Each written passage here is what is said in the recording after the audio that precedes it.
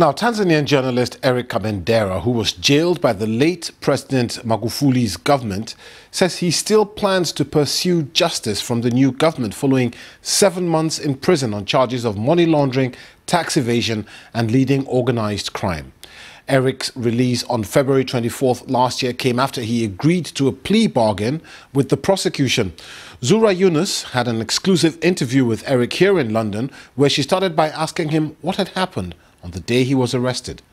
The fateful day when I was having a long lunch with my elderly mother, when I saw people surrounding my house with weapons and a number of vehicles. And I knew the day that I had been waiting had arrived. We were put in a cell that was crowded. There was no place to sleep, so we slept while squatting that day until 3 days later, when we were allocated to respective cells. And the general sanitation in prison was very bad. You lost your mother while in remand. You were also denied the opportunity to her burial. How did you make peace with this? It has been quite a struggle to make peace with what happened. My mother was one of the closest persons to me. She was my mentor. She was a teacher by profession. She had worked for over 65 years as a teacher. She inspired me to become a journalist at an early stage. She taught me how to write my first essay when I was 4 years old. So she meant quite a lot, and she had sacrificed a lot as a single mother to groom me to a person I'd become. Erick, you were released from jail because you agreed to a plea bargain. Why did you accept that? President John Magufuli cautioned that those who didn't enter plea bargain should be prepared to stay in prison for 20 years because they were not going to, the government was not going to give priority to cases, plea bargain cases.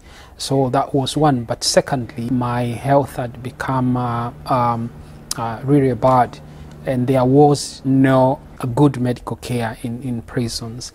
But the plea bargain basically means accepting a crime. Doesn't that taint your name? It does. It has tainted me. So it's been quite hard at a personal level as a journalist, where credibility, integrity, are key. Now that there's a new president, Samia Suluhu Hassan, are you planning to appeal? I have made a personal appeal to her that she needed to correct what happened in the past 5 years. She needs to be seen as upholding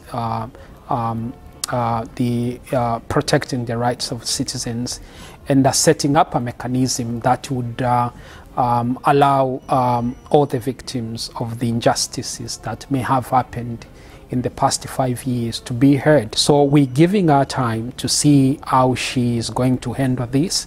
If we don't see any political commitment to correcting that, I'm sure myself and other victims who faced other injustices, we will have no choice other than going to court to seek the court intervention. Governments have always been blamed for tightening press freedom, but do journalists themselves adhere to journalistic ethics? Well, whether the journalists adhere to journalism ethics is a question of debate. We understand that in the Tanzanian context, there are still challenges that many journalists still face, when it comes to doing their work. Looking back, do you still want to remain with the same career, journalism? Journalism is my childhood dream. And I spent lots of years preparing myself to become a journalist. So I have never imagined myself doing something else other than journalism.